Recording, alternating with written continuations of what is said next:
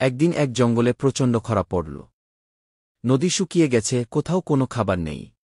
হাতি, জঙ্গলের সবচেয়ে শক্তিশালী প্রাণী, সে রেগে গেল এবং বলল, এই জঙ্গল আর আমাদের জন্য নয়। আমি চলে যাব অন্য জঙ্গলে। বলে সে হাঁটা দিল। শেয়াল ছিল চতুর ও চালাক, সে বলল, একটা উপায় আছে। আমরা যদি পুরনো কুজোটা খুঁড়ে পরিষ্কার করি, জল পেতে পারি। তবে আমাকে সবাই সাহায্য করতে হবে কিন্তু।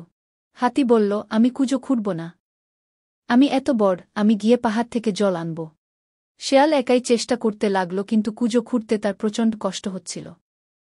তখন একটা খরগোশ এলো শিয়ালের কাছে আর বলল, আমি তোমার সঙ্গে সাহায্য করব। একটু একটু করে হলেও আমরা পারব।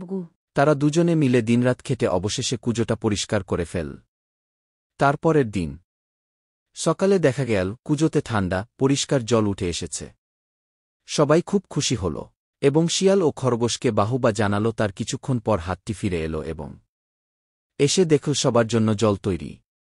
সে লজ্জায় পড়ে গেল। শেয়াল বলল, বল থাকলেও বুদ্ধি আর ধৈর্য ছাড়া কিছুই সম্ভব নয় গি।